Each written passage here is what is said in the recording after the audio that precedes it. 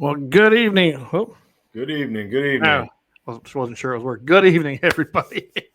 Hey, I'm about half sleeping, I think, tonight, the way I've been. So, anyway, well, let's get this baby rolling right away. And let's start her out with, as we do every night, the Second Amendment, a well regulated militia being necessary to the security of a free state. The right of the people to keep and bear arms shall not be infringed. And I'm telling you, I don't know if you've been watching everything, Vance, Yeah. but I don't even know where to begin. I mean, we've picked a few things out tonight, but my goodness, the assault on the Second Amendment that right now that's happening, it's getting It's worse. Seems like nonstop. every single day. I don't know. Would you agree with that? Absolutely. It's nonstop. And, of course, it's an election year. Yes. And this government we got right now the Democrats have to push on the subject every 4 years we see it get worse. They peck away at it a little bit in between, but come election year, they just seem to jab at it. Every year. And when I look at the other side, I look at Biden's camp, and Mhm. things aren't good for them. No matter how they Yeah. try and slice and dice it, even the liberal media is out there going, "Hey, Trump's ahead. Trump's ahead." Right? Yeah. I mean, his economy is a disaster. His gun laws are atrocious. His Department of Justice is horrible. The ATF, although and we're going to have a little article when we get going here about what's happening with Form 4, surprisingly. But for the most part, the ATF is not with us, and I wouldn't No. trust them, at least not at the DC level. There are some good ATF agents in the fields out here in the Midwest, but as far as getting anywhere else, yeah, it's kind of crappy. Yeah. Yeah. Well, everyone's chiming in here. Good to see everybody on here tonight. So here's the deal: what we're gonna probably kind of, I don't know, we'll just do it like this. We'll take it as we're gonna go over the ATF procedures and what they're doing to speed up things. Yeah. Then I'm going to talk about the Department of Justice, and they like to call it the Extreme Risk Protection Order Resource Center, a new thing that they came out right after way too many Republicans voted for this bill of $1.2 trillion to fund the government, which they did not have to do, and I'm not going to go down that at the moment. But in that bill, it basically financed all of this stuff that's going to happen from the Department of Justice now onto the law-abiding citizens. And an extreme risk order is just a fancy name for red flags. Red flag laws are known now by everybody, and they're just going to try another avenue like they always do. They never give up. We are going to draw for the flamethrower tonight, everybody. We've got the tickets. Got them right here. Got them we'll drop them in a bucket. I'm going to try to get. I think I got one of my boys come down here and draw one out. I don't want to be the There one you that go. does it. But we'll do it live here, and we'll draw for the winner. So everybody get ready for that. And then I got a few 2A bullet points. I don't know if you got any. I got a couple things I'm going to go over, and then the happy ending of the week, and I think it's a pretty good one. So that's kind of the lineup for tonight. You got anything you want to add to that? I just want to tell Lynette I made it through the snowstorm just fine. Yeah, down there in Georgia. You know what? It wasn't bad here. 5-6 inches total out of that whole thing. So I'm plumb tickled. We need the moisture, but I'd rather Right. see rain. I really Yeah. would. And it warmed up today. I spent most of the day in the barn today working on the new calving pen and putting some posts in. Like I was just telling you before we came on air. And so I think we're getting ready. A few other things to do, and I should be ready. We could have an early calf. We're not really supposed to start till next week, but we got heifers. They could come early. But so I wish everybody that's out there calving, if you're calving, hope things are going well and hope you made it through the big bad winter storm. It wasn't so bad. They were talking 20 inches when they first predicted that, and it turned out to be about 5-6 inches here. So I'm okay with that. I don't want that. Just bring the rain. Bring the rain. So Right. that's We've had what a lot of rain here. A lot of rain.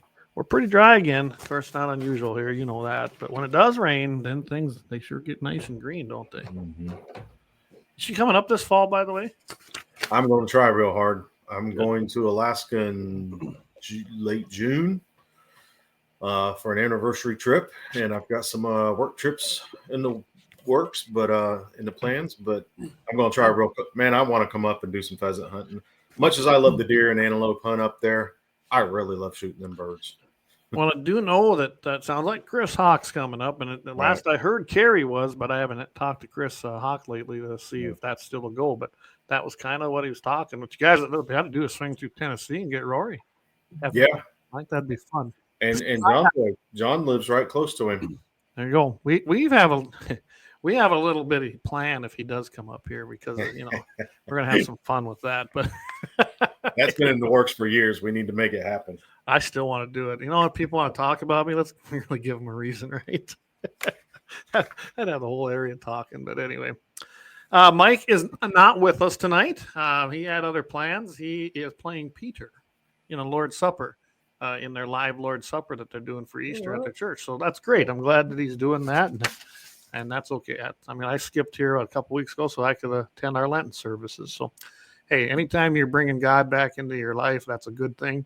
Right. You know it, I know it, we all know it. And that's why we've started trying to end each show with a prayer, too. Right. I think did you see the email before you go in here? The liberal media is melting down over it.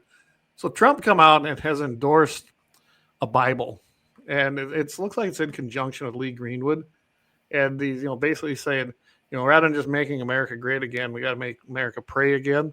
And he's endorsed this King James version. It's leather bound, and it comes also with not just the Bible within it. It also has the Constitution and the Declaration of Independence, and it's actually pretty darn good. I was kind of looking through it. And Trump receives no money for it. He did get paid for his endorsement when he decided to endorse it, did a little video for it. But, oh, my goodness, the left is just melting down over this. Yeah, I even had seen one of them on, I think it was PMSNBC, saying, oh, look at that, he's got to sell Bibles now because he's going broke. It's like, oh, whatever. It just never ends, does it?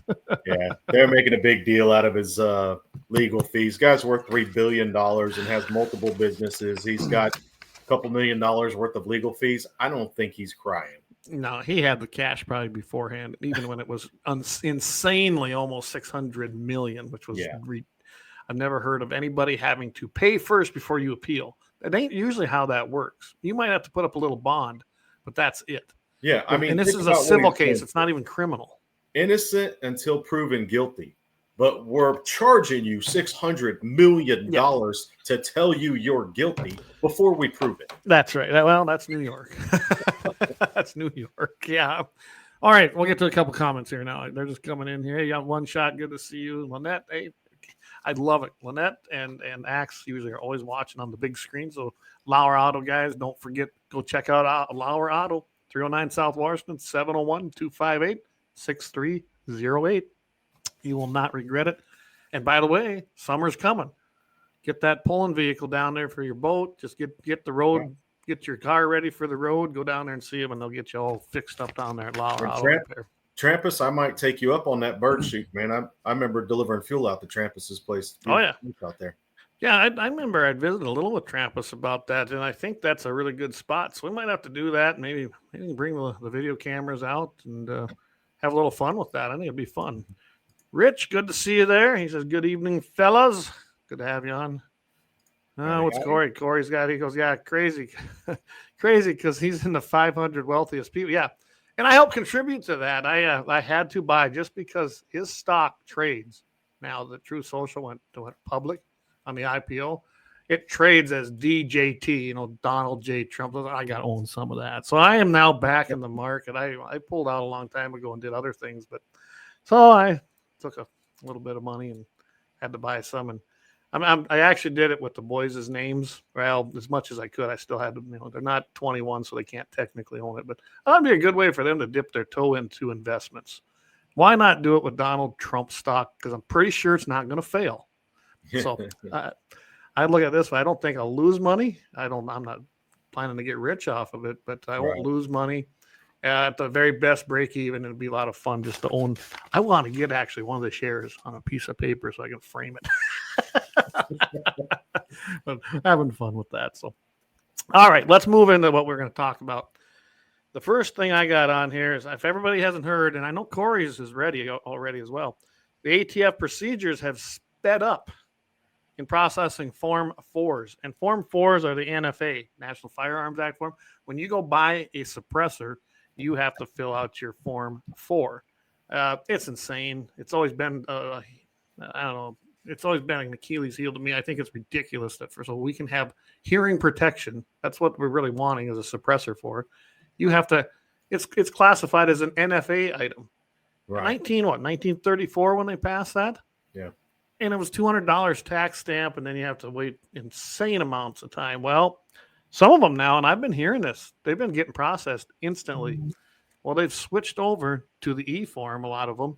So you fill that out, it's electronically done, but they've changed a bunch of stuff, and that's what I was going to go over. Did you get a chance to review any of that, Vance, about A this? little bit, not a whole lot. I caught it on my way in from work today.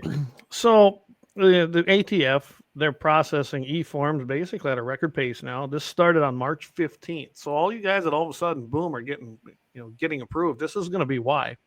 The Deputy Assistant Director, James Vaughn, and the National Firearms Act Division Acting Chief, Ben Hiller. So, guys, there's an actual different office for the National Firearms Act, which I was actually unaware. I figured everything just went through the ATF. Not true. We had to have another layer of bureaucracy in there. And as always, think about this. Neither one of them could get together and make this happen and do it in a proficient and efficient way. No. They didn't care. They just drug it out as well as they could. Let's remember, when the NFA was enacted, it was done on purpose. It was $200 because that was a lot of money in 1934. And it was to deter people from buying NFA items, mainly the Tommy gun. I mean, that's really what it was targeted after, full machine guns, but the Tommy gun in particular, because that was right after the St. Valentine's Day Massacre, if you want a history lesson. Anyway, so what they're going to do here, they're going to handle these ATF Form 4 processing a little different. They believe is it's going to change. The changes will cut down in the processing time for an individual Form 4 and lay a roadmap to cut down the time for processing the trust Form 4s. And if are you familiar with what the trust is, Vance? Yeah. You want to go ahead and tell the guys what that is? It's a protection. Yeah. It allows you to put multiple people on there. Right. Something that I caught my eye on this. I'm taking a little rabbit trail here. 14,000 to 16,000 form applications a month, and suppressors account for 92% of all Form 4 applications. Yeah, isn't that something? And the numbers keep going up and up and up. That doesn't sound like a whole lot of anti-gun people out there with that many applications coming in monthly. That's rough estimate, 500,000 a year. Because it continues to climb to 79,000 plus a month. Yep. And not just that. They figured it's going to be 96 to even over 100% more over 2023 at the rate it's going. And I don't know about you, but we just come back from a Florida hog hunt. Just about everybody had a suppressor down there now. That didn't used to be the norm. That used to be the exception. Right. And one thing I don't like hearing people call it is a silencer. It is not a silencer. Stop watching movies. The James Bond movies were wrong. It's not a silencer. It is you mean you don't hear anything? That's what it's supposed to be. You can screw it on your Walther PP and PPK and yeah. No, I thought it was interesting too that when that came out, that how many are just for suppressors, which tells me. So you got 8% that are for everything else. So that means that's 8% for a pre-1986 full auto if you want to have it, which would be like a Ma Deuce or something. Anything else, Form 4, is 8%. 8%. And so we have this insane law on the books for 92% of suppressors, which is a chunk of metal, bored out to suppress sound and do nothing more. It doesn't make the gun any more dangerous. It doesn't make it any more less dangerous. It doesn't do anything but give you good hearing protection. You don't have to wear earmuffs anymore. This is just stupid. And what's interesting as well, even the socialist countries, look at South Africa, even in Europe, you can buy them anywhere. You don't have to go through this kind of stuff. A NICS background check to buy a piece of metal that suppresses sound. I mean, we don't have to do that for mufflers for our cars. That's right. It makes it safer for us to use. It's just another avenue to get revenue and put more restrictions. It's just another step on the slippery slope of control. Yeah, it is. I mean, I think it's now, it's been in existence. Coming up in 2034, it'll be 100 years old, the NFA. Well, think about that. And they're doing what they say. Oh, and the numbers here, it's they're expected now to do what? Yeah, basically 74,000 is what they've done just in the last 2 months. Yeah. Roughly. Yeah. And that's $14.8 million. And you know where that money goes that's collected? To crooked politicians, if you ask me. Well, yeah, it goes into the general fund in Treasury. Well, that's just on 2 months worth.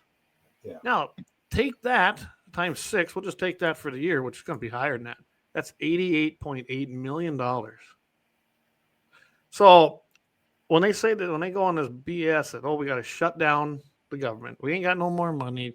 We got to do this. No, you don't. There's plenty of money coming in. They're just spending too much. But that's a rough estimate. I know that's a very conservative estimate. It's probably higher than that. And that's just on the $200 tax stamp, just for the suppressors. Does not include the other 8%. So yeah, that was the 92%. So just all about restriction. It's all about control. It's all it is. Jamie says that straight piping your vehicle is actually illegal.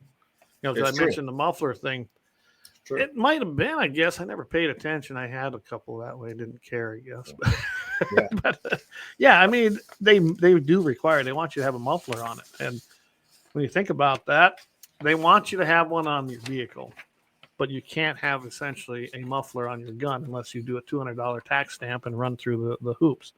I am glad that they're making it faster. I mean, it should have happened a long time ago. There was no reason for this. I do think it's going to be interesting. Right now, they kind of broke it out finally, and they call them swim lanes, but they're calling it, you know, a individual buyer who purchases one item, an individual bundling where they buy, you know, multiples, and then they're going to basically take that, and those should go through very fast. They're going to send them directly now. It used to be a first come, first serve type thing. Now they're going to do that, and they're going to basically the NFA department office over there going to send those over to NICS right away, get them processed, do the background check, and then flip them back. And that's what's speeding it up. And that's how it should have been. Yeah. Was it Corey that got his last one real quick? I know his is. What's that? Waylon waited a long time, but somebody on here recently said they got theirs pretty quick. Yeah, he's got one waiting down in Wall where he bought his other one. He's just got to make a trip to Wall. Maybe we need to go to Wall, Corey, before I get to actually. Nope. I think Corey. No, wasn't Corey. I thought Corey had one to pick up down there, but. Well, I think he said he had one to pick up, but maybe it didn't come as quick. But somebody in our comments not too long ago mentioned that they had gotten theirs fairly fast. Okay, yeah, and I can't remember who that was either. Maybe that was last week. Might have been. I don't even remember. But yeah, it's insane how long it was taking. This should help it. Basically, I'm not going to go into the real details of this because it gets kind of lengthy as far as what they're doing. Just think of two bureaucracies fighting over what's more efficient. That should be enough. All I need to say. Exactly. But at least it is happening. I know there's some guys that I know that put in, and they literally basically got approved within 48 hours, which is unheard of. But it was a brand new one. It was done on an e-form, and it was after March 15th. What I'm hearing, anybody that still had them before March 15th, even on an e-form or on the paper form, if you did it on a paper form, you're going to be waiting the way it sounds for whatever reason. It's the e-forms that are being the fastest. But if you had one before March 15th where the changes took place, you're still subject to the old way, which that's government. Really, if you made the change, just implement it and get them done. But nope, they're not going to do that. So right now, according to ATF, if you did it before March 15th and you did the old style form, even if you used an e-form, it's going to be a lot longer delay, although they're trying to speed that up too. But it'll be interesting to see where this goes. I don't know. I like it that they're doing it. Yeah, it's just more control. You know, I forget how many guns I bought last year, and I wouldn't say it on here if I knew. But it seemed like every time I went to pick one up, that 4473 was different. They changed that thing. It seems like every time I buy a gun, it's you got to see the new one. The new one's even more lengthy. Back when we were doing our banquets and stuff, I and all of our friends, we could fill that thing out blindfolded because we knew it. But now I read it every single time I buy one. You have to, yeah. As fast as it keeps changing. I did that one time. The last time they had changed it before all the quick one. This is years ago, and I just had it memorized. I just filled it out. Yeah. Well, guess what? I filled it out incorrectly because they changed one question. Yeah. Yeah. So okay, I'm gonna get to a few of the comments here. Of course, we had the straight piping. Your vehicle's actually illegal. Doug Thompson, that was going back. Says you actually get in trouble if you try to delete a diesel, but you have a muffler and then the exhaust goes through the turbo, which can be considered a muffler. Okay. Yeah.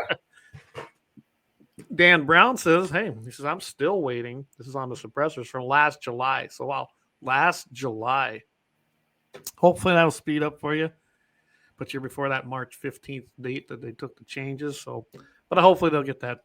Well, maybe they'll get that call and go, hey, it's in. Go get your suppressor. Your silencer. Your silencer.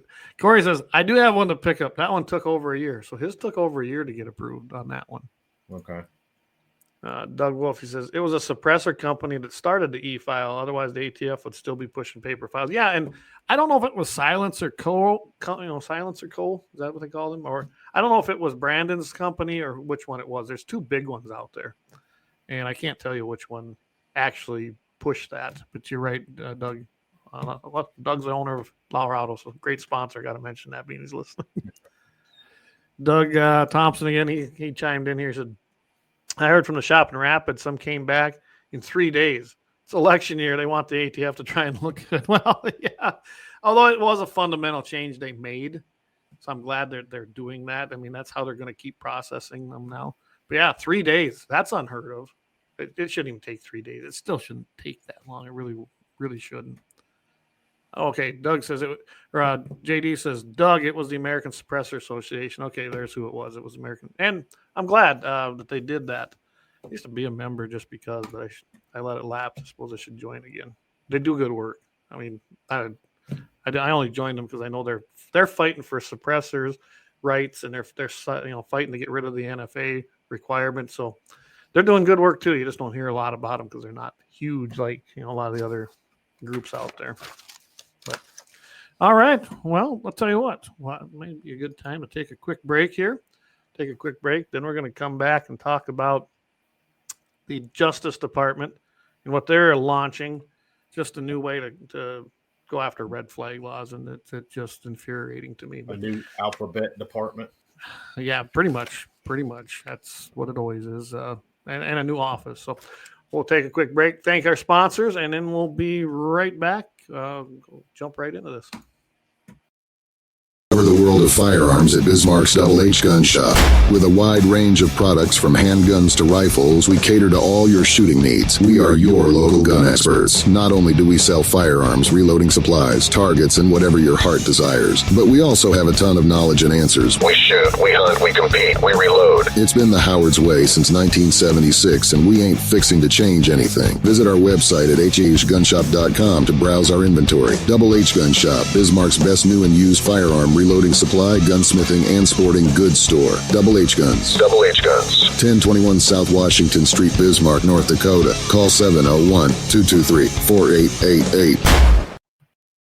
Repair located at 309 South Washington Street in Bismarck, North Dakota. Give them a call at 701-258-6308. The team of mechanics at Lauer Auto can take care of any problem your vehicle is having. And when you do business with Lauer, you can be assured you're doing business with a pro Second Amendment America First repair shop. There are plenty of other auto repair shops in the Bismarck-Mandan area. But why take a chance at patronizing a shop that might not have your beliefs at heart? Make no mistake.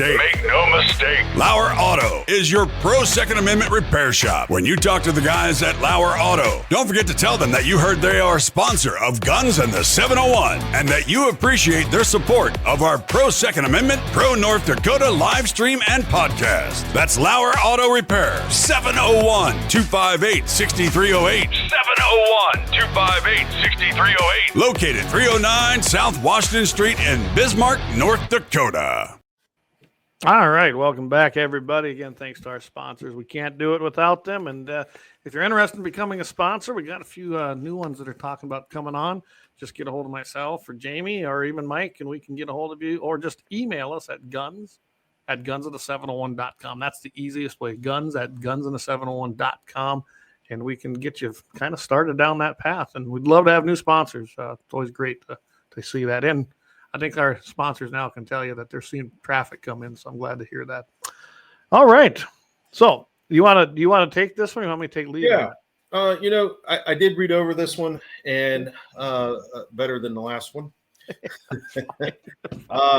This one bothered me. The Justice Department is starting another, what we call alphabet agency. Just more of our money going to an unnecessary department is what it is. The Justice, I'm going to start it off here, and you can chime in wherever, Clay.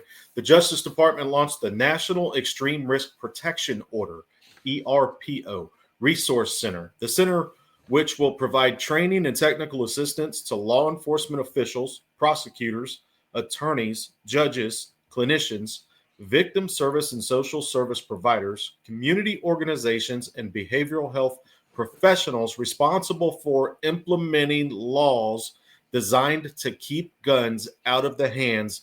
I'm just going to put it right here, out of the hands of the people. That's right. It's designed to take away people's rights, their Second Amendment rights and their due process rights. And they're just, it's a new fancy name for red flag laws, which we've fought just horrible the last 10 years, actually. This was how long we've been fighting them. So now I ended it improperly, but I just give people proper perspective of the back door they're trying to take. It says implementing laws designed to keep guns out of the hands of people who pose a threat to themselves and others. Yeah. To me, they should just take that last sentence out, because this is just another back door to try to take our rights away, because somebody could say, oh, well, I saw Vance, cuss a guy out at a red light. he poses a threat. He has a temper. Well, it does. It bugs me. Exactly what you're talking about. Anybody could complain about anyone for anything. And essentially, in some states, that's enough to put an extreme risk protection order on you. But go. I'll let you go. I just had to jump in. This one just bugs me, because there's so many gray areas in these things, and they do that on purpose. As well as I do, Clay, and as a matter of fact, better than I do. That language is very important in these things, and they leave gray areas of language on purpose so they can translate it the way they want to fit their agenda when needed. Yeah, terminology is everything. We've seen that in just about everything. I mean, it was red flag laws.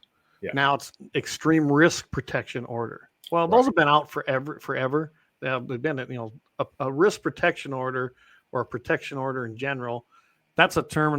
That's terms that's been used in courts for a long time, but they're applying it differently now because they think that's going to be accepted a little bit easier, especially through law enforcement agencies. And there's so much in this.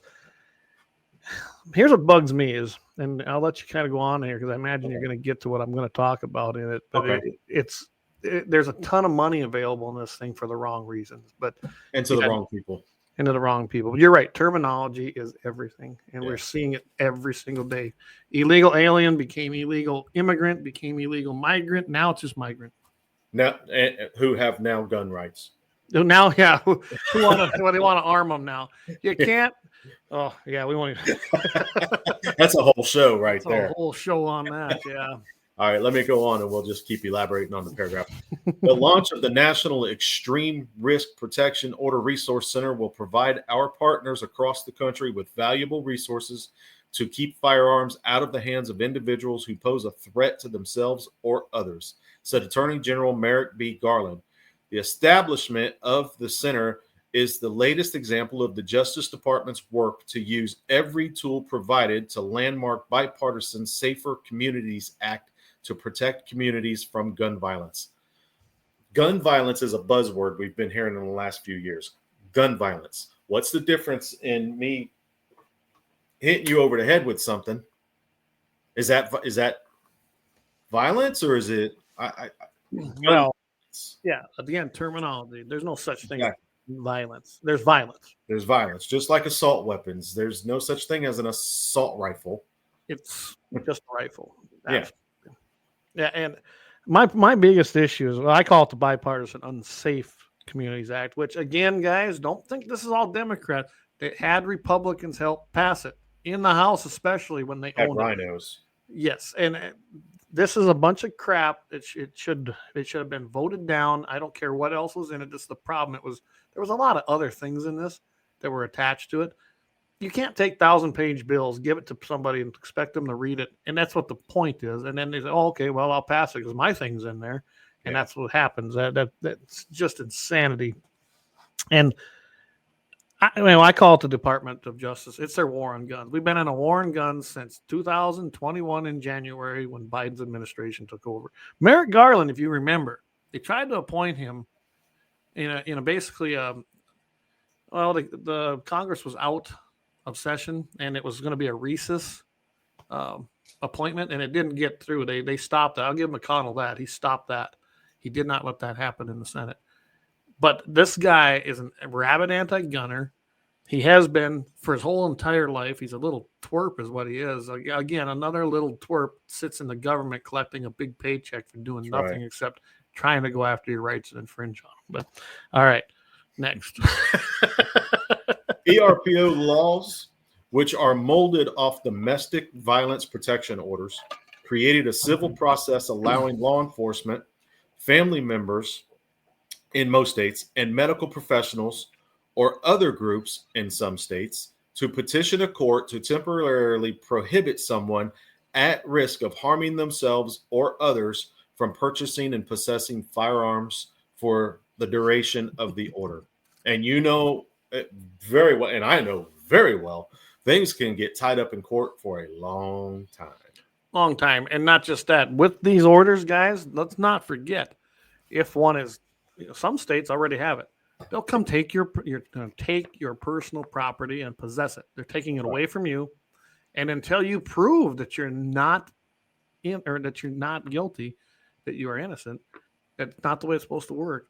They will keep your private property, and then you're probably going to have to go to court to try and fight and get it back. You ain't going to get reimbursed for that.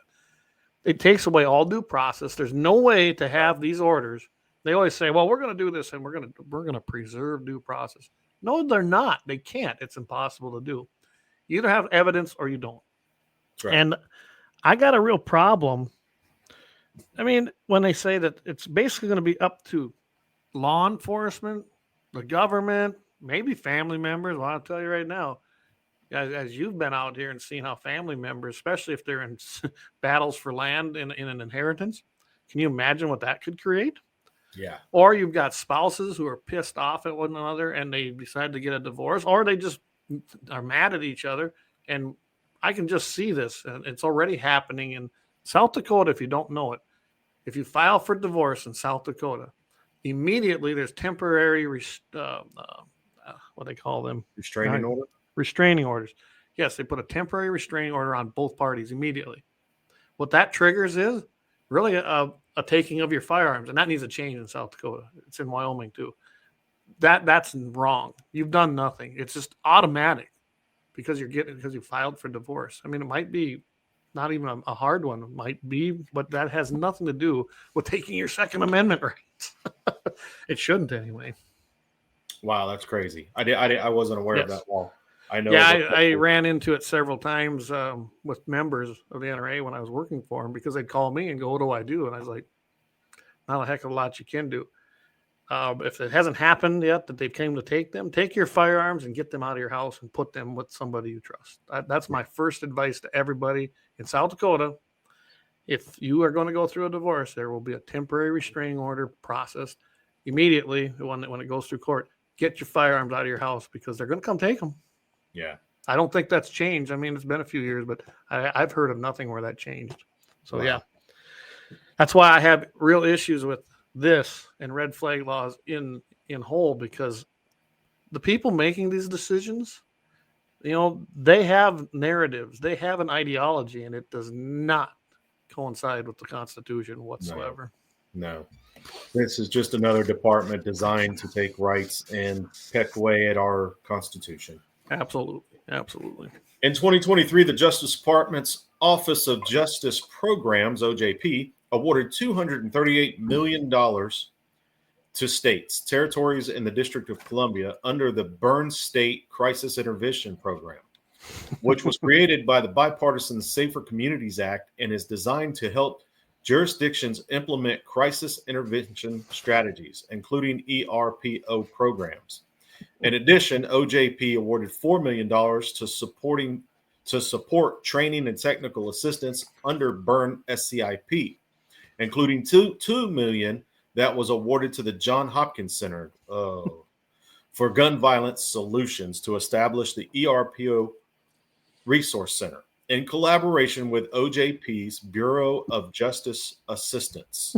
The center, man, I'm getting all these ABs. Don't you like this is how government does, because then you don't even know what they're talking about. Right. Bureau of Justice Assistance. The center will support states, local governments, law enforcement, prosecutors, attorneys, judges, clinicians, victim service providers, and behavioral health and other social service providers in their efforts to implement ERPO programs to fit local needs, share resources and promising practices with the field, and help ensure that funding received through Burn. Man, this is just all more crooked politician money washing and control, trying to restrict the people by the stuff our taxes pay for now is absolutely. Our taxes are going to go pay for that bridge that was just destroyed. Oh, you know it. And I got a whole, I'm not even going to go down that rabbit hole tonight. That's another show too. But yeah. I'll just tell you this. There's a gentleman out there who's been banned just about everywhere that predicted this 2 weeks ago, that there'd be some kind of an attack on one of our major ports. He didn't know what it would be. And that one is major. Oh, it's one of the top 9 in the world, I believe. Yeah, absolutely. So, yeah. Anyway, I'm not going down that rabbit hole tonight. But yeah, all this money that's being donated, the Johns Hopkins Center, we know, is just a leftist piece of crap. It's only $2 million they're giving them. Yeah, the Johns Hopkins Center. I mean, so here's how they work. Well, it reminds me of this movie Idiocracy. Well, they did this to pass this because they did this, and it's just this vicious cycle of stupidity. Yeah. That's what this is. So they're going to give money because it got passed in Congress, right? With the Republicans. Let's not forget that the Republicans voted along with this. This did not have to be law if the Republicans would have stood on their own merit and made the promises they made and said no. It's in our own platform. They should have never voted for this. I don't care what kind of little piece of pork was in it for you. You should have never voted for it. But anyway. No.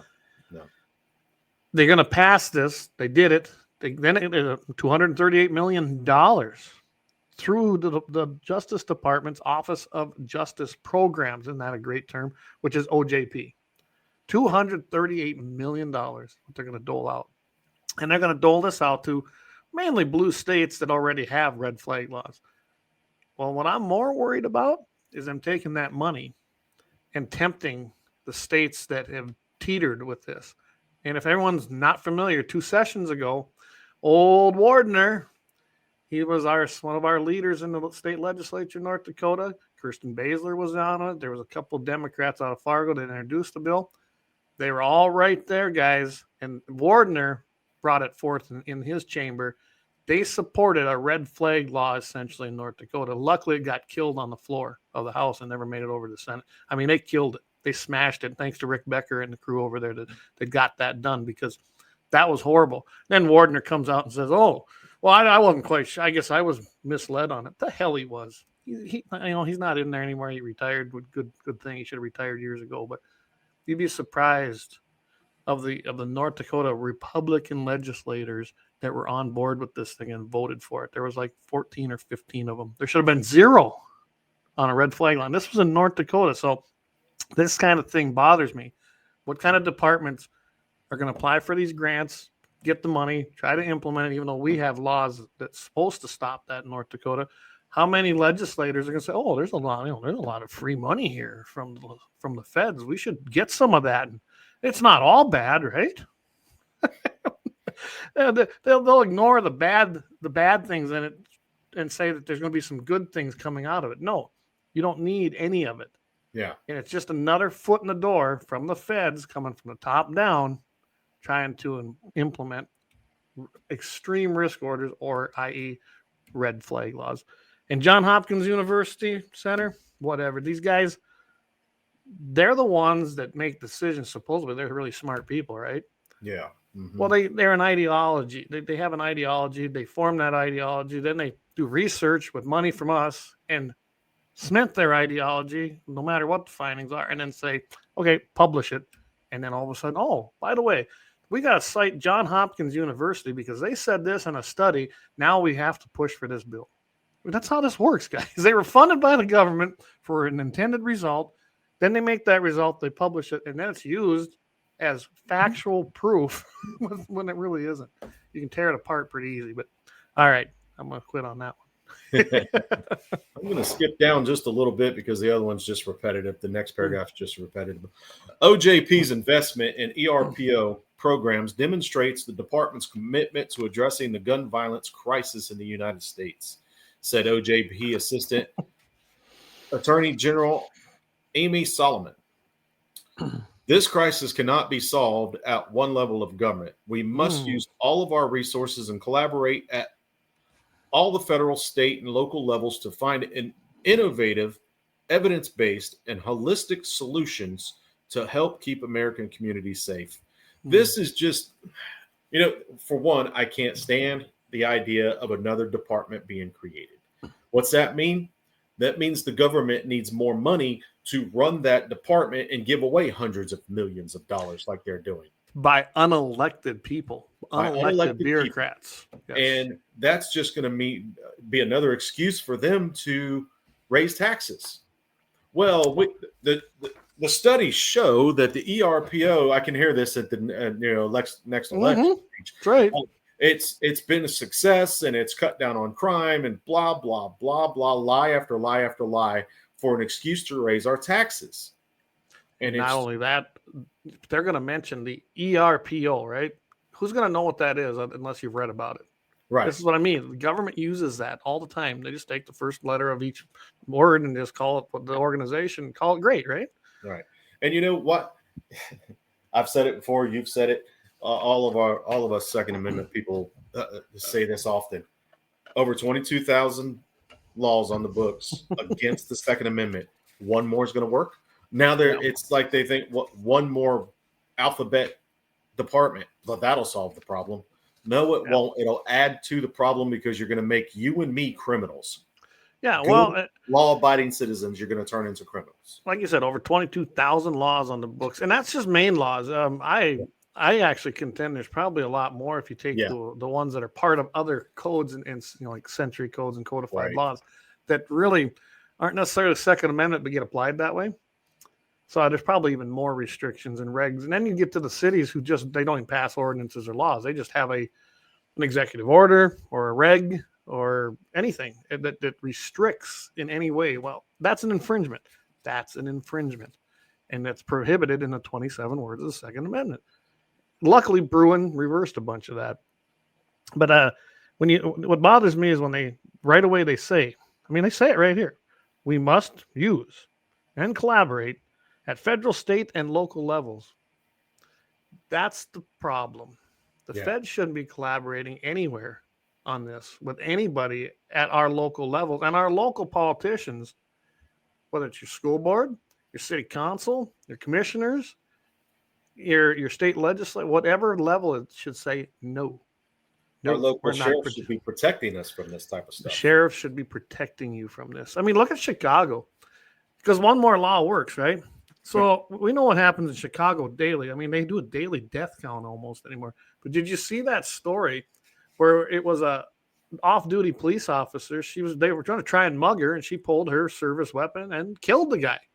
So obviously that worked, right? But she's a police officer, so she's trained better than all of us, right?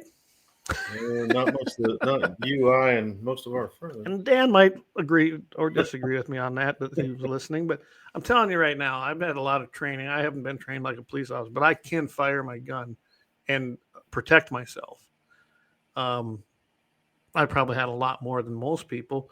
But that's the intent of the Second Amendment. That's what we're supposed to be doing. But look at Chicago, where they have some of the most utopian gun laws on earth. Yet it took a man or a woman, a good guy with a gun, to stop a bad guy. And they did. She killed him. And I don't blame her. He thought he was just running up to another unarmed victim, female victim in Chicago, and found out differently. I just think it's like, I always say, gee, I guess, those utopian gun control laws really don't prove the point anymore when you got a good man or woman killing a perpetrator, a bad guy with a gun, right? They don't work. Gun laws and gun restrictions do not work. They never have worked. They never will work. A polite society is a peaceful society, and they're not rude either. One more law won't work, and one more ridiculously expensive taxpayer-funded alphabet department with overeducated people, not going to solve the problem. With an intended outcome before they even do the study. Right. I mean, if you really dissect this article and get into it, it pretty much lays out what it's all about. It really is about taking our rights. I don't like that they put to the people that might pose threats to themselves and others. They should just take that sentence out, because it's their intention to take guns from you and me. Yes. Not just people that they have. And who are they, these overeducated people, to determine that I'm mentally unsafe and mentally unstable to be able to own a firearm? That one paragraph, and I went and checked out the website on this thing. It was insane. I'm not even going to go into it because I could spend a whole show just on what I found on that website. But they created this for states, local governments, law enforcement, prosecutors, attorneys, judges, clinicians, victim service providers, behavioral health, and other social service providers, so that they have direct access to critical information, and it will be updated and included in the newly developed resources for the field created through this whole center, which is this ERPO center. Yeah. And essentially what they're doing is they want everybody else to make the decision whether you can have a gun. Okay, what are they basing that on? They're basing on the fact that I will pick up arms if needed, as the intent of the Second Amendment. Does that make me a mental problem? Some might say so, right. But this is where I'm going with this. You and me and the way we believe. I mean, we're NRA members. We are Second Amendment supporters, protectors, and we practice it probably each and every day that we can. Every day we have a chance to. And we're Christians, conservatives. We're white Christians. White Christian conservatives that belong to the NRA, and some government officials have already said we should be on a list, and have placed some of us on a list. Well, hey, if I'm not on a list by now, then I kind of feel bad. I'm kind of disappointed. So, yeah, guys, and I just got to throw this in here. As of this month, and this is March 23rd that this was all released, 21 states and the District of Columbia have enacted red flag laws. They call them ERPO laws. They're red flag laws, meaning they're anti-due process, they're anti-Second Amendment. They have enacted laws in 21 states and our nation's capital to disarm you and infringe on your Second Amendment right as well as your Fourth Amendment right, guys. This is an atrocity. And they're proud of this, and they want more of it. Hey, Jamie's back. Hey, look at there. Hey, Jamie. So, hey, man, the only red flag I like is one that says Trump on it. And a red hat. Yeah, I'm wearing my red hat right here tonight. How you guys doing? Good. Go ahead. I didn't continue on with what you're doing there, Clay. I was done with it. That's what I was ending with. If Vance wanted to have a wrap up on it, go for it. No, I agree, and like I said, I just think this is another department to restrict us, to build revenue, to raise taxes, and it's not going to work, and it's going to make criminals out of innocent people. Yes, it will. It really will. It really will. Well, before I'll tell you what, Jamie, let's take a quick break. Perfect. We'll thank some sponsors again here, and then we'll come back. We got a few things to talk about, and we want you to chime in on some of this as well. So let's take a quick break, pay some bills, and we'll be back on the other side here. Repair, located at 309 South Washington Street in Bismarck, North Dakota. Give them a call at 701-258-6308. The team of mechanics at Lauer Auto can take care of any problem your vehicle is having. And when you do business with Lauer, you can be assured you're doing business with a pro Second Amendment America First repair shop. There are plenty of other auto repair shops in the Bismarck-Mandan area. But why take a chance at patronizing a shop that might not have your beliefs at heart? Make no mistake. Lauer Auto is your pro Second Amendment repair shop. When you talk to the guys at Lauer Auto, don't forget to tell them that you heard they are a sponsor of Guns and the 701 and that you appreciate their support of our pro Second Amendment, pro North Dakota live stream and podcast. That's Lauer Auto Repair, 701-258-6308.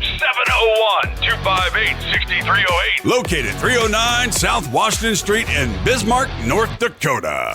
Discover the world of firearms at Bismarck's Double H Gun Shop. With a wide range of products from handguns to rifles, we cater to all your shooting needs. We are your local gun experts. Not only do we sell firearms, reloading supplies, targets, and whatever your heart desires, but we also have a ton of knowledge and answers. We shoot, we hunt, we compete, we reload. It's been the Howard's way since 1976, and we ain't fixing to change anything. Visit our website at hhgunshop.com to browse our inventory. Double H Gun Shop, Bismarck's best new and used firearm reloading supply, gunsmithing, and sporting goods store. Double H Guns. Double H Guns. 1021 South Washington Street, Bismarck, North Dakota. Call 701-223-4888. All right, we're back, and I made it in time. I had 18 seconds to spare. Quick for an older fella. Yeah, guys. Anyway, so what I wanted to do here before we started, we kind of wrap that up. We have a flamethrower to give away. So you're just in time, Yes. Jamie. Let's do that. So That's why I come in. That's why I come in, man. I want that home cooking, Clay. I brought my son down here. You got there, Leighton? I got Leighton. Yeah. Nice hoodie. Oh yeah, he wears Leighton. it. You gotta love it. He wears it to school. You want to Perfect. drop those in the bucket. There's all the tickets, guys. We ended up with 20 that we didn't sell, so we did pretty good on that. I'm pretty happy. Get them really separated. Trust me, he has no bias on this. Hey, get him stirred up good. You know, I need to get one of them turning things that's set up. Down there. Yeah, get your brass spinner in there and get her going. Doug Wolf, he's got his fingers crossed there. He's got his finger. Crossed, And I or is that gotta a say- finger up? Yeah, Brian Warner, to answer your question there, yeah, I know Florida does. Yeah, Florida. That was from when Skeletor was governor. They should repeal that one. Hey, Waylon Little Eagle. Hey, Waylon, good to have you on. I suppose he's sipping a Busch Latte or some Alabama moonshine. But Perfect. Speaking of Florida, they signed today, DeSantis signed the law, getting no squatters allowed there. Good deal. Good Yep. deal. Hey, I'm glad Ronnie D's down there. He's a good governor. He's truly Ronnie D puts foot to ass that a lot of people don't know about because he's quiet about doing it. He's kind of the silent throat cutter there. He cut his teeth here on the primary. Maybe his speaking get a little better, and then in 4 years he can come out. Hey, he was smart enough to know when you ain't winning, drop out and quit wasting time, man. And then he endorsed Trump. And he did the right thing. And he's, you know what? I didn't have any issue with Ronnie. I knew that Trump was going to take it. And I was just Leighton, waiting. smile a little bit there. He can't hear you. Oh, Got the earphones in. All right, guys. So we got them mixed up good. Here, I'm going to help you out here a little bit. there you go, Clay. There we go. Full pro. It's semi-clear. Yeah, it was wrong. You got the wrong bucket, though. Blue one. What is this, a Democrat raffle here? Right. I'm going to have to buy some. They didn't have no red ones. I shouldn't say that. I got a blue hoodie on. I better watch it. Okay, you take that. All right, or here, maybe I should do it this way. All right, Leighton, I'm going to have you reach in there. And this raffle, we want to thank Northwest Shooters out of South Dakota, where it was based out of, so we weren't violating any of these archaic North Dakota laws Yeah. to conduct this raffle. So, Thank you, Northwest Shooters. all right. You want to read it? Just a second. Come over here, Leighton. Oh, Danelle said he was sleeping. Yeah. Hey, you can hear. Go ahead and get in the microphone and read the winner. Corey M. Hot Corey Brown. Oh, he said, there you go. Well, Corey, he picked you. Lucky Bass. Waffle. waffle, not raffle. That's right. So There you go. Congratulations, Corey. That's awesome, buddy. Corey. Now we can have great. dueling. You know, I own one, so we can have dueling. Yeah, kiss the flamethrowers. flames up there like you with the intro. You want to say anything to anybody? No. Hey, thanks to our assistant there. He did a damn fine job. Thanks, Leighton. They said thank you. Okay. Go back to sleep. All right. Yeah. There it is. All right. You won your waffle, Corey. Holy I'm happy cow. for you, but I'm aggravated as well. So how many tickets did you buy, Corey? I'm curious. Let's see. I know he did at least $100. I don't remember if he bought any extras or not. So I think, wasn't it me and him or me and Waylon? I know you bought some down there in Florida because I sold quite a few in Florida down there. So Awesome. yeah, so I was sitting there going, man, someone down there wins it. Then I got to ship it to them. Wait a minute. Corey, how much did he give Leighton? Corey says 100 in Florida. 100 in Florida, 100 down there in DeSantisville. So That's right. Yeah, I think he bought his after mine. I should have waited. I don't know. I can tell you that we had a lot of guys that I sold to that did $100 worth, and they actually had me. They said, "Can you just like put one on 5 different books?" I was like, "Sure, I can do that." So I did. So just so everybody knows that. So we're planning on this fall, right, guys? Doing a rifle or a pistol, some kind of firearm. We're gonna do a Right. firearm this fall. That's the plan. We'll do a firearm this fall. Another waffle firearm that shoots lead. Mm-hmm. And Perfect. I'm probably gonna run that one through South Dakota as well. I don't want to break the laws, and I'm not gonna. I am done. I should have a T-shirt that says "I will not comply." It just there's a blanket. I'm not going to comply to much of anything anymore. If it's a stupid law, I'm done complying. Mm-hmm. That's Which you know most what? of them are. Yeah, South Dakota is a free state, and you don't have to go through all this crap you do in North Dakota about getting permits and this and that and limits and report it. You know what? It's a way to extort $15 freaking out of an organization every time they do a raffle. What a bunch of crap, you commies. Yeah, we went through a lot of that mess with the NRA up there. Yeah, that's we got shut down actually in North Dakota briefly doing any kind of raffle in North Dakota, which really pissed me up. Corey says, "When's Freedom Weekend? I'm coming up this time." So Sometime in May, I can tell you that. Actually, I'm gonna talk to Axe tomorrow about a few things, and maybe we'll get a couple dates set up there, and I'll talk to you, Clay, and kind of like we did last year. And we can't satisfy everybody all the time, but we'll get it figured out where most people can make it. So I'm definitely coming again. I'm going to bring the camper up and stay over. I think that was the way to go. Yeah, that was I imagine awesome. Eric's going to join us. So yeah, Yep. Corey, I mean, you can come up, but he can't stay in my camper anymore. You'll have to ask him why. A little puking problem. Nah, Corey can come up. Get him that blue bucket you had there and set it next to him. Yeah, that's one you want to puke in. Yeah. So Friday, I guess I'm on with you and Todd. Mikey D's out. Yeah, Mike is got to do this morning show at the radio station. He's scheduled again. So Perfect. Well, I don't have to we're not work gonna Friday, have- so that I'm gonna works do out that, good. and then after that, my wife and I are doing taxes that day. Actually, so Oh, we got an appointment fun. with the tax lady. Yeah. I got mine done. It wasn't as bad as I thought it would be. It's always bad. I mean, it just is. But it wasn't as bad as I thought it would be. Good. The subject. I had enough expenses. You know what? The only good thing about inflation is that it costed more for everything. So that helped me out on the other end. I actually bought less things and paid more money for them. So that wasn't good. But, that's what a Schedule F is for, right? Yep. That's my form, my F form.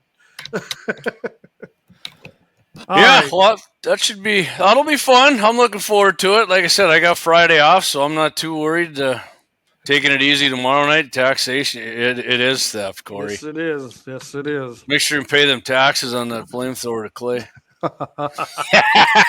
Oh, we forgot to tell him about that, didn't we? Oh yeah. But I have it all boxed up. It's sitting down here in my basement, so that'll be an easy delivery. So, well, you guys were talking about suppressors earlier.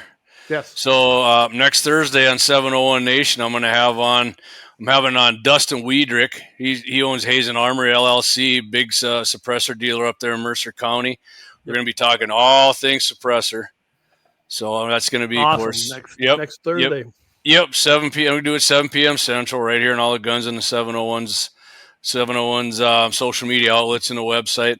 Perfect. And I've been working on another one too, Clay. Daryl Solon, he builds rifles and Zapford up firearms. Actually, he had a problem with his website and with Facebook. They nixed him from doing pretty much anything. I don't know why. I've looked at all the guy's stuff, but yeah, Daryl's a big rifle builder up there, and he's also a coal miner. So getting the time worked out with Daryl is kind of hard, but we're working on that. What I'm going to do with Daryl is, like I said, I know guys he's built rifles for. These things, they shoot bug holes, and when I say bug holes, I don't mean like 2 in the same hole and then 1 outside. I mean like 5 of them in the same. Like, the size of my pinky nail here. Right. But I told Daryl what I want to do is do something called either the 701 rifle or like the model 701, something that people in North Dakota, if you're like a one gun kind of person and you like to hunt and shoot now and then, something you can take out from coyotes to mule deer. And I said, I don't want, some exotic caliber here that somebody has to reload for. I mean, I want to keep it where somebody can go to the store and buy a couple boxes of ammo or stock up on it and not go broke doing it. So he's going to do a little research on that. We're going to get together on the phone, talk about that, and then when he comes on, we're gonna hit on that. So I'm kind of jacked up about that. I mean, I could do that, but I don't build rifles, so Daryl's insight is going to be a lot more in depth and probably technical than mine's going to be. He's a good dude. So, and just like Dustin, Dustin, he actually deals in suppressors. So, I got all kinds of questions about him, not just about the return time, like you guys were talking, but what he would recommend for hunting and shooting and all kinds of other things, and the weights and the new technologies in them. I would like to hear what he has to say about the new Form 4 times and what ATF's doing, because I'm sure he got all the paperwork and the emails and the notices on it. So that'd be great to see. Yeah, he gave me a few things, but I'm gonna hold off from talking about them till next Thursday. So if you're and he did say if you're looking to buy one, I mean, maybe you guys said that to him, but he said do it now, and if they're sold out of the one you got, order it and get on the waiting list, because there's one thing I'd like to see him cover is, because I had to do this myself. When you live in a different state, you formed your trust, and then what you need to do, actually, it's pretty painless. So maybe run over that, or I can chime in with him and when I'm listening and just say, hey, why don't you tell people how to do that? Because a lot of people get nervous about that. Yeah. So before Obama made this trust stuff up, right? We didn't need this before he got in there. I almost remember that he had the ATF do this trust thing. Did he? I honestly couldn't tell. There's another good question. I think you're right. I think it was Obama. Yeah, Vance, I'm pretty sure. I remember Scott Bachmeyer talking about that. Him and Jesse doing it. I'm almost sure. Yeah. But I'm gonna ask Dustin about that, because he's the man. So I know that the trust thing changed, because when I did mine, it basically, I could put anybody on there that I wanted. So I have my family on there essentially, and then if I die, it goes to them.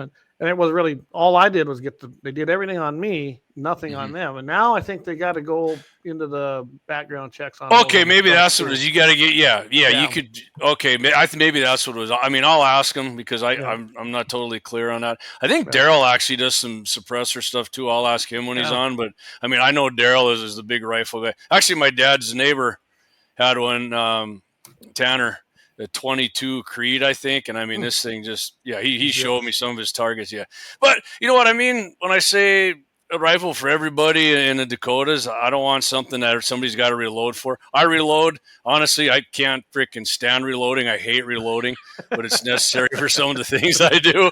Luckily, I got those soft points from Double H Guns. Them things are awesome. Yep. They look like they worked really good. Yeah, they worked awesome. I'm going to go down and buy some more tomorrow, actually. I kind of make it what I kind of like to do. Hey, when you do that, tell me you heard it on Guns in the 701. I'll do that. Maybe you can give me a discount, right? But I like to do, like, I always tell a lot of people, because ammo's not cheap as it was under Trump right now, but it is fairly. Every time you get paid, go and buy a box or two of your favorite ammo. Set aside a little bit and buy that and put it away, because I mean it's cheaper now than it has been in a long time. right? So I mean, and go right down there, South Washington Street. Hey, just stop at Dougie's, make an appointment, Head to get on down. string stuff done, and just drive south there about another mile and a half probably, and Just cross right the at Double H. expressway and you're right there. Perfect. Yeah. Perfect. Yeah, but yeah, stop every time I get paid, I buy something. I don't care know, what it is. I buy We some can pick kind up some more sponsors on South Washington Street. We just call that the Guns in the 701 Avenue. Rename that sucker. Yeah. G&T701 Loop or something. I like There it. we go. Hey, you never know. When I talk to Dustin and Daryl, maybe we might get a few more up in Mercer County. I'm way on board with that. Heck yeah. Because I told Daryl the website we got. I don't know what he was looking at, but I said, hey, we got booted off our website because we don't sell or make anything. We talk guns, and they threw us off. They're a bunch of commies, and gave them the freedom. That would be site Square. There. That was the commie company of the week. Square.com. yeah. So we're off of that. We're Freedom Host. They're awesome. So they've been great, and they still are. So yeah, if he's looking to find a different host for his website. Mm-hmm. I would definitely recommend them, and we can hook him up. I don't know who he's looking at. Maybe he knows somebody, but when I talk to him, I'm sure we'll discuss it. And of course, in 2 weeks from Friday, guys, doing drinks with the 701 again. Right. Yeah, everybody's coming back. I think Clay's even coming back for that one, aren't you, Clay? I would love to. Yeah. That was actually pretty fun. I mean, that was. Some people. I didn't mean to get even in on that, but when you were getting hammered, I thought, we were getting spam botted hard. Y'all need a D&D in there. Yeah. Step in. Yeah, Clay's like free safety. I know he doesn't play football, but he came in and started laying guys out at free safety. Right. So. I couldn't believe that. I was like, holy sober crap. host in there to drive the show. Yeah. So we're definitely gonna do that. I think we're having, like I said, everybody back on for that, and then I know the sheds are dropping. I'm gonna have my buddy Tyson Schwab back on. He's been sending me some videos. He's picking them up. Even when the big storm rolled through, you guys were talking about. I think they got like 7 or 8 inches up by Golden Valley, but of course Tyson was out there. He's like he's a bloodhound. He was finding them, sending me videos and. And this Saturday, I got some ammo from HH there, from Daryl. We're going to go out, test some. I think we got some 12 gauge of slug. We got some slugs and buckshot. And I got some 120 Spear gold dots. I'm going to shoot my Grundle, try them out, and get some velocities and group if you're going to do shotguns, I'll give you a suggestion. Try some turkey loads because turkey season's upon us. So that might be a good idea, too. All right. I've never – what do you shoot at turkeys? I'm not a turkey hunter. Well, I don't even know because last time I actually went. Vance, you're down there in turkey hunting country, aren't you? Yeah. I couldn't recommend a good load because the only thing I've ever shot turkey with is up there in the Dakotas was a 223. That's right. But when we can still use rifles, that's Eric. I ain't gonna say how I do.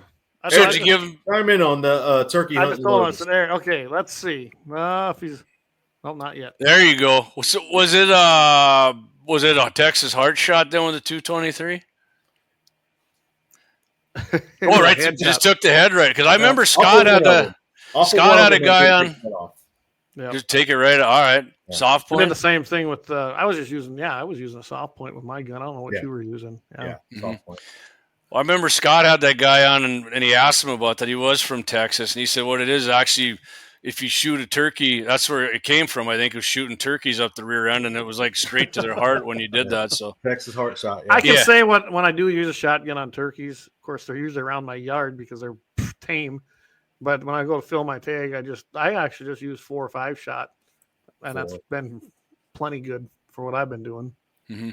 Well, yeah, I think just go for the head. wad in there keeps the pattern together tighter, right, for longer ranges before it opens up, and then. Yeah, it could be. I'll be honest. I just shoot shotguns. I like having a lot of fun with them, and I use my recommended. I get recommended. I'm not that great of a. I don't know that much about it. I use anything and everything from 7.5, 7.5 shot to BB. So yeah, BB just gives you bigger 7.5 shots, little bitty. Right. You get a bunch of them in there. Yep. Yeah, I'm kind of like you, Clay. I shoot them. I don't know a whole bunch about shotguns. I use 1.25 ounces or 1.5 ounces just about because I reload my own stuff. I know that much about it, but that's when I'm using a heavier trap load. I'll use 1.5 ounces, which is kind of a heavy load, but and I do use 7.5 shot with that. I built that load myself, and I don't even know if I've never shot really competitively, so maybe you can't even use that when you're competing. But I think most of those are 7/8 to put it in Hey, comparison. as long as it busts the clay pigeon, who cares? Well, it busts them really good. They go poof. I like seeing poof. Yeah, not a piece of it. Well, if you hit a piece off, then you got to take the other piece floating up there, spinning off it, right? You got to finish it off. I had to do it one time. I was like, "Oh, that's cool! I hit it." Oh, I mean, that actually makes you feel better than powdering it because you guys see that. That's right. Yeah, that's right.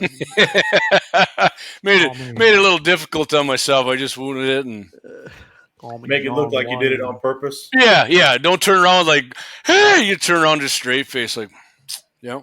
Do it all the time, guys. Want to see it again? I'm your Huckleberry. Come back tomorrow. I'll do it again for you. So are you guys hitting on your 2A bullet points? I don't want to infringe on your. No, we're just kind of going with whatever. We're already at about 7:15, so I saw that. I didn't realize it was that long into it. Yeah. But It happens. It happens. Yeah. No, I wanted to make sure we did the raffle and get that done. And again, congratulations to Corey. You have to come over for waffles one of these days. Yeah, you guys got any recommendations for this fall if we're going to do a pistol, rifle? Hey, we're talking shotguns. Maybe somebody wants a shotty. Yeah, I would love to hear what anyone has to say. I can tell you that doing a raffle, any raffles we ever did with NRA, shotguns are a horrible raffle gun. Just not that they're a bad gun. People just don't buy coach raffle though. tickets. You do a coach gun though. We did a lot of coach guns. No, even those were. Huh? All right, screw that. I'll just buy one. ARs are the way to go, and pistols. Yeah. Pistols, ARs, or unique rifles. When we had that custom rifle all the time in Rapid City, we did well with that. And I mean that was a pretty easy sell because it was such a fancy, custom made rifle.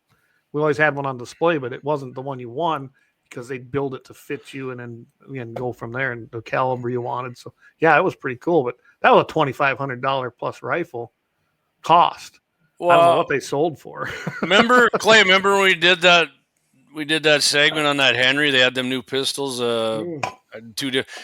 Hey, I actually seen the latest issue of American Rifleman. They did it. Man, those things shoot good. And I was like, if we can get a deal on getting one of those, maybe talk to Daryl and see if he can get one in. And I mean, absolutely. Whatever Northwest Shooters does, I don't know how they run that, but that's your area. They just print tickets and we get them out there. Yeah, I mean, donate the money that would be cool. and donate the money to Guns and 701. Perfect.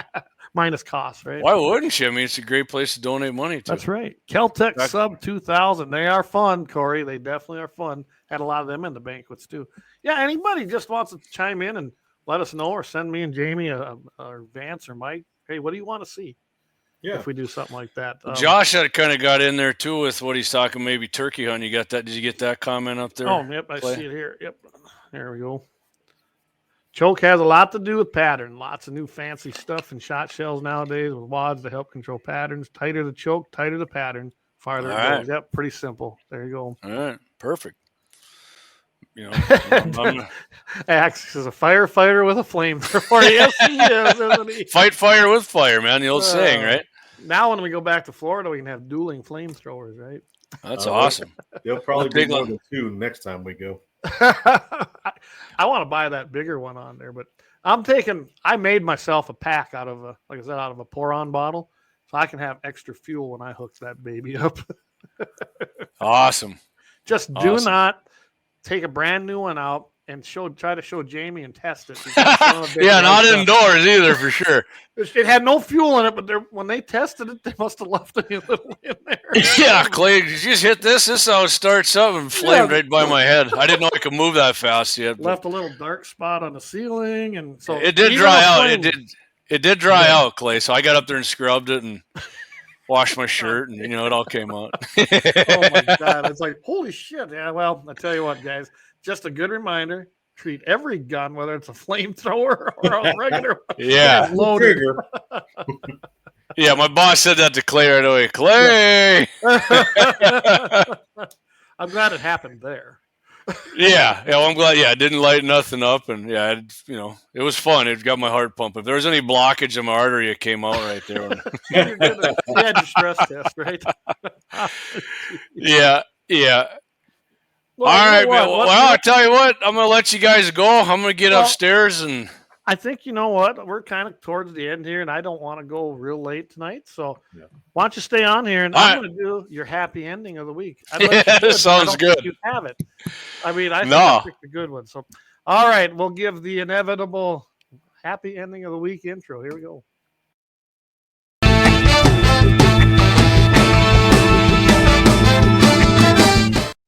All right, are we ready? This comes from New Jersey. You know, we always have Texas and, the normal place. This one's out of New Jersey, of all places. New Jersey homeowner shoots and kills a hammer-wielding intruder. I mean, the guy come with a hammer. Pelosi's husband should have had one when the hammer man came in. Yeah, no kidding, right? So this was last weekend. Late Sunday night in Trenton, New Jersey, a homeowner was forced to defend his residence and his life from an intruder wielding a hammer in a brazen attempt of breaking and entering.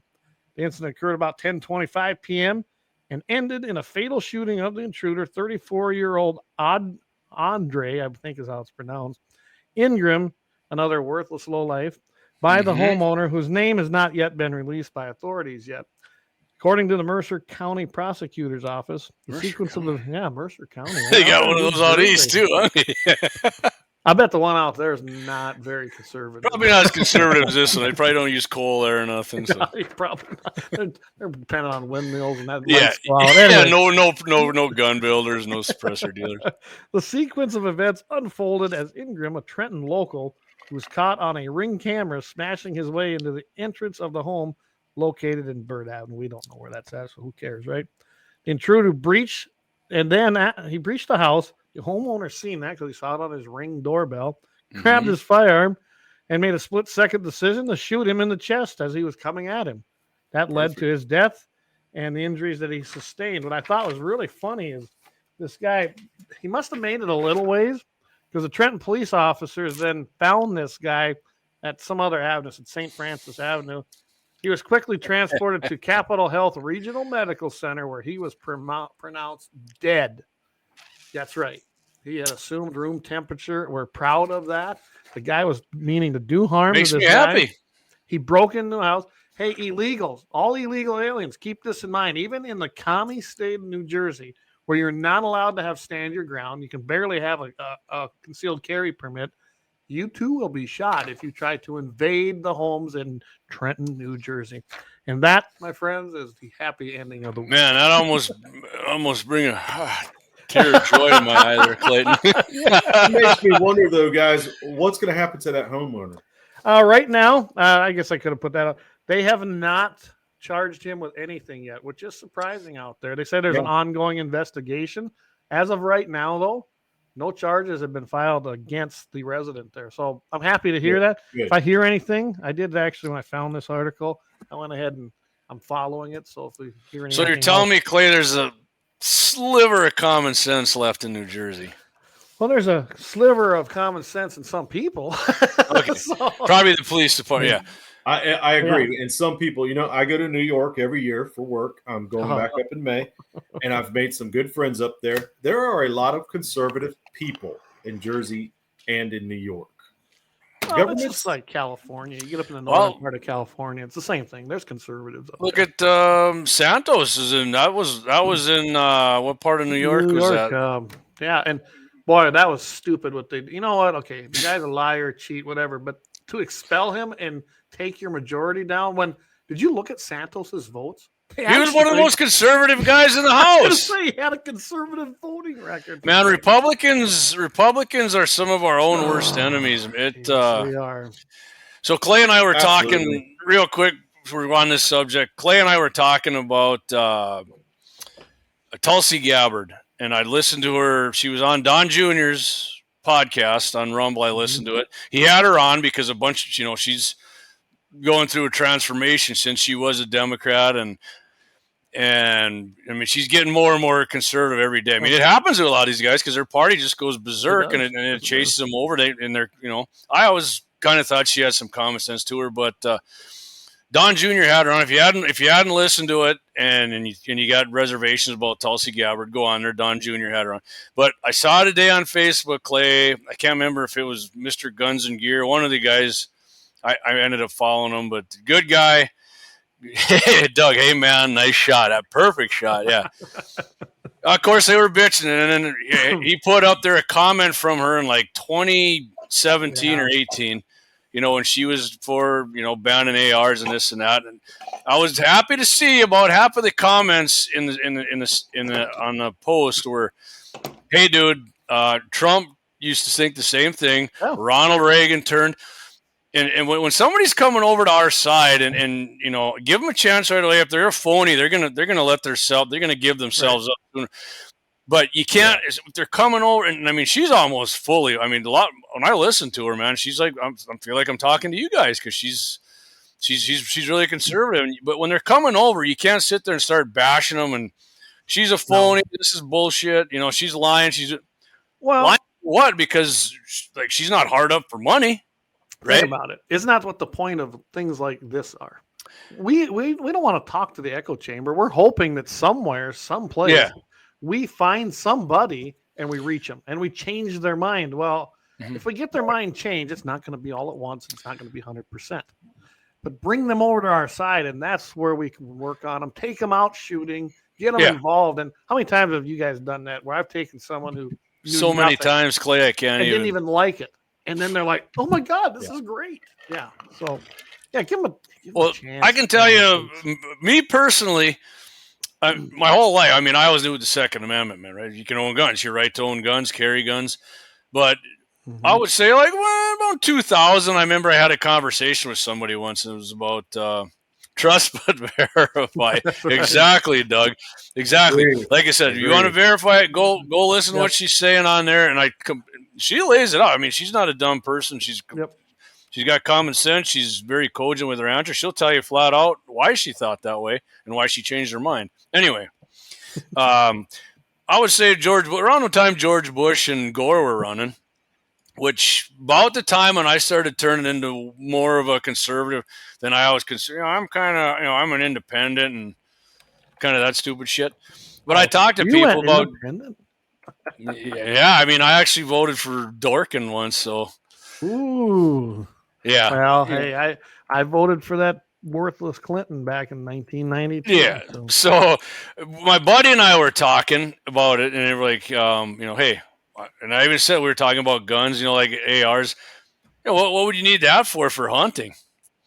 And I was I thought about that, and I was like, and I remember I played softball with some guys, and they came back from Iraq, and I said, can they own guns over there? And the guy said they can own one AK, and this was early 2000s, about the same time. Right. He said they can one AK. This is like 2002 or something. One AK and like 100 rounds of ammo. And I'm like, well, yeah, but what? Who the hell hunts with an AK anyways? And then the guy's like, well, I don't really think they're for hunting anyways. That's not really why you own them. And I was like, and that kind of at that point, it kind of put it in my head. And I mean, I wasn't against banning them, but I mean, I kind of thought that why would you need that for hunting kind of shit? And that kind of started my transformation. Like, yeah, it's not really about hunting. Right. And then and then I went full in. And I started hunting with an AR because I'd hear people say, what the hell would you can't, they're not for hunting. And I was the hell they're not. Watch this shit. It's a great hunting rifle. There's no meat left. Well, you only shoot once. What do you think, Vance? Do you think that, especially if you were involved with the NRA programs in North and South Dakota between 2007 and 2015, everybody got more guns and became more pro-gun, didn't they? Oh, I mean, everyone that was part of our committees, I mean, we had people on there that, a lot of them, we saw them. They liked what we did, but they weren't sure, especially about ARs. Well, Jamie can attest. Vance can. We started using more ARs, didn't we? People wanted them, and then people were like, hey, these are kind of fun. They still do. Yeah, they just have to be educated on the difference in firearms. One, this. We don't get sniped. Yeah, That was quick though. No different. That's No right. different than many other hunting rifles that It's a I have. semi-auto It that can looks shoot 223 Remington or 5.5. Well, think of That this, was a stag. guys. Every hunting rifle you use has been used in war. Yeah, Right? and they actually have now. The Single AR was shots, the last The thing. 30 Right, the single shots, the muzzle loaders, weapons of war, Revolution, Crossbow. Civil War, crossbow, longbow, everything you can think of. I mean, Clay and I and Vance has done this. Everything has been a weapon of war. So no matter it's how you use the tool. And I anytime I ever hunted with an AR, I never deer hunted. I never had done like boom boom boom boom boom boom boom unload it. It was one shot with the damn thing. Like anything else. I killed the only buck I killed this season. I shot with a 300 blackout. One shot. Yeah. One shot. Would you what were you using for ammo then there, Vance, on that? It was a Hornady. I couldn't tell you exactly. It but dropped it was a him, Hornady huh? round. Because you got a buck. Dropped I him remember in- seeing it got right in him the in neck. the neck. Right, so the neck shots, my dad's a big neck shot. I'm going to start shooting stuff more in the neck because, man, that works awesome. He was only 75 yards away, so it was a pretty easy shot.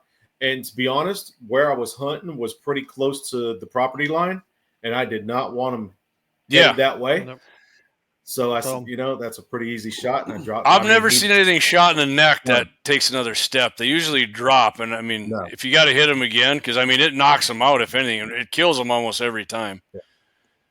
I think that shock must go up their spine and like jar their brain or something. Could be. maybe, but it there was no flopping, no flinching, no nothing. Dropped like a toilet seat. Yeah, I mean, I hunt with an AR because I like ARs. They're cool. I mean, I hunt with bolt actions. My 6.5 Grendel. Next time I go deer hunting, that's what I'm going to use.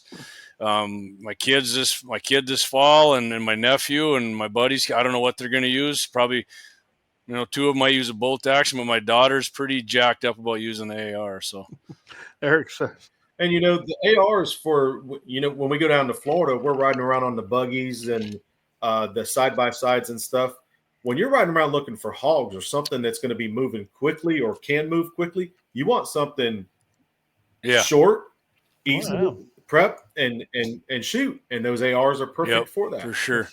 Clay put that comment back out there by Eric. I like that. That's a fact right there too. Not even. I mean. Yeah. Oh, so he commented again. So there it is. But Eric and all of us believers here know the sling was not a secret weapon. It was yeah, sling.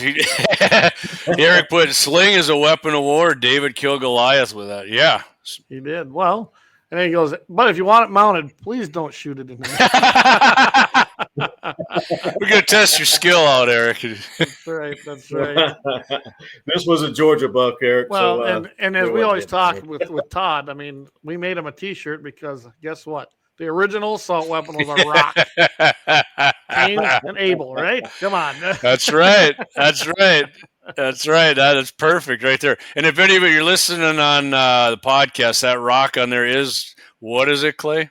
It's a chunk of coal. That's right, baby. We had to keep it North Dakota. So right? after you kill whatever you got to kill with it, you can heat your house up with the lump of coal. Yep, and then it's got a little mag coming out, a little P mag out the bottom. A little one. Stock. Yeah. Little 30 rounder. Standard meg. Speaking of that, Jamie and I are going to be on K-Fire Friday morning at 8:15 Central, 7:15 Mountain. I know a couple of subjects I threw at him, and I don't know, didn't them sound good to you, Jamie?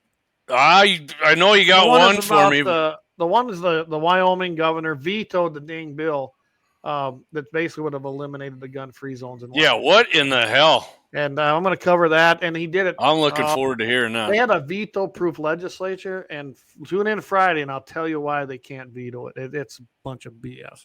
And the other one we were talking about, I think you sent me this, and that was the mountain lion attack in California. Yeah. That's happening again. Yeah, dude's out shed hunting, and he gets attacked by a mountain. It killed him.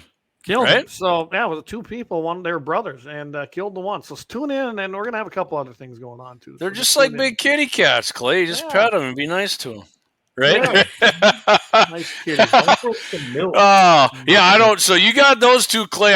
We'll talk. I Yeah. mean, I got a couple in mind, but if you got something else, I'll. No, I'm- so you won't see us, but Clay will probably be sitting right there, and I'm going to be sitting right here. I'll go live on all our platforms. I always do, and you can tune Because in our that way. technology guy hasn't got us hooked up to do a live stream with Todd yet. I don't know what he's doing. You know, See, we Clay, I'm tried looking that. right at you on the screen. I here. know you are. Probably gonna happen anytime soon with Kevin coming. Hey, Ron Rich, says he- appreciate that. Yeah, he's not John. Rich. He always says he listens on Fridays, so thanks for doing Love that. it. Thanks, We Rich. like doing it too. That's a fun show. It really is. Corey says, "Here, kitty." Yeah, as long as I can see him. Well, I don't have anything Why do I else feel like tonight. he's Why do I feel like Corey's not talking about it? He is single. He is single, guys. His number is 6. We won't. do Well, that. Corey's got to come up. Maybe we can get some gals up there shooting guns. Then he can really find himself a good mate there. There you go. Get one that wants to do what you like to do. Yeah. By the way, Eric says he can fix that for extra dollars if you shoot him in the neck. Not a problem. There you go. So, Eric, you should actually want somebody to shoot him in the neck. You make little extra coins, That's baby. right. And don't let him freeze to the bed of your pickup. Trust me, you got to fix that too. And if anybody's wondering, Eric, he won something here at the Bismarck Taxidermy Show a couple weeks ago, right?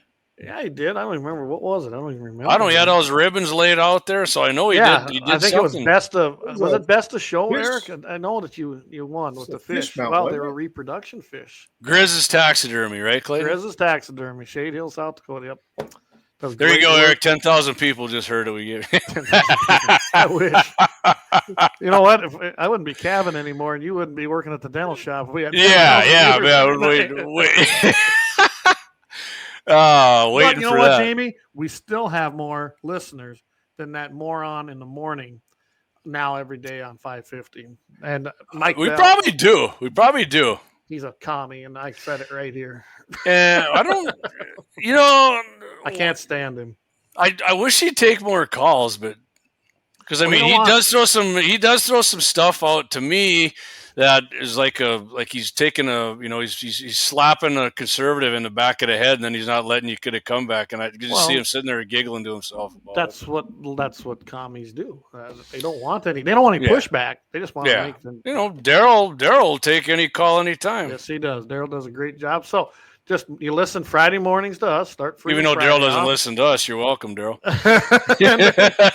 then from there, you just tune out during them 2 hours of that moron belled. Then you got playing buck, and then you've got the cafe on K Fire. So Yeah. listen to Daryl and the boys. Yep. Well, don't That's how you- forget in the morning. Hey, before Mike Bell Yeah. comes on, Todd's on. So Todd Todd, Mitchell in the yep. morning is. I mean, Todd will let you call it anytime you want, really. Yeah, And he has, and Kevin Kramer comes on there. He actually takes call. Todd will let Kevin Kramer takes calls on Todd. So I think that's actually tomorrow, ain't it? could be. I know Or was I that- know one time we talked about taking calls during our show with him, and I was like, I think that'd be kind of fun. We'd do one Yeah. out. Maybe we got to talk to Todd and have me or you or me and you and Mike. I don't know. You know, and I Like can me tell and you. We're the I can tell originals. anybody this: if any politician, I don't care if you're a Dem or a Republican, you're running for office, you're not get a hold of me or Clay or Vance or anybody who does guns in the 701. We'll be more than happy to have you on. Absolutely. Mike's tuning in. He says, Todd's Hey, the Mike. man. He must have got done with his last supper. How'd it go? Keeping your seat I don't- warm, buddy. Hey, Keeping Mike, your seat I warm. don't know the ending. How'd it go? Anyway, but yeah. So, all right. Well, I guess, like I said, Friday, 7:15 Mountain, 8:15 Central. And it'll be me and Jamie this Friday with Todd Mitchell in the morning, 5:50 a.m. You can catch it on the radio, of course, or you can catch it on iHeart, or you can catch it right here on all the platforms you're listening right now, because we use 99.7 FM too, Clay. 99.7. I always forget that one. I listen to that usually driving around town on deliveries. I You do can't like the get it sound of much out of FM. town. That's the problem. No, it's like 1270. I mean, people. You know. Mike says Judas stiffed us with the check. Love it. Love it. Love it. So, well, then I guess if you got anything else you want to add? Oh, Eric Jamie? said right there, best of category and reproduction fish. There it is. I knew it was something like that. So, yeah, great job. Congratulations. And I know his daughter had something in there. So did his wife. She did a pencil drawing of their dog. And it just, guys, if you haven't seen her work, oh my goodness. It is fantastic. That's a Yeah, talent. she's fantastic. talent. She's just Absolutely. good talent. So, well, There's some at Eric's Yep. work. The one in the middle right there. Nice. He did your other deer too, didn't he? I mean, the tail. He did. He did my one of the whitetail. He did an Right, elk, did an elk. and he did a couple Yep. euros. He for does me. great work. So yeah, Grizz's taxidermy, Yeah. and he does. I mean, just fantastic job, and he's reasonably priced. And yeah, it's nice to have him in the area. And he is the official taxidermist of Rack's Adventure Team. So, Try it. I mean, we're waiting for him to be the official taxidermy of guns in the 701 too. For the right price, he can be. Hey. There you go, Vance. I was waiting for it. all right. Well, Vance, All right, take guys. us out with a prayer, and then we'll end this one tonight. And I want to thank everybody for listening in, and we will see everybody Friday in the morning on K-Fire, and of course every Wednesday night. And don't forget 701 Nation. That's Thursday. What time is that? Next Thursday, 7 o'clock. 7 Like I o'clock. said, I'm having on Dustin Weidrich from Hazen Armory LLC talking heavy suppressors. Awesome. All right. With that, Heavenly Father, we thank you for this day and for this time that you've blessed us to gather here, Lord, and celebrate and discuss our freedoms that you've blessed us with in this great country. Lord, we continue to lift up our representatives in government and ask that you touch and change the hearts of those that need to seek you in their daily decisions to guide this country for the people, Lord. And Lord, we continue to lift up our servicemen and women serving overseas and at home, Lord, and pray for their continued protection and bring them home safely. And Lord, we love you and we thank you for this great nation. In Jesus' name. Amen. Thank you, Thanks, Vance, for Vince. that. So we thank everybody. Guys, keep your powder dry. We'll see everybody this Friday and next week. And, of course, 701 Nation. Take care.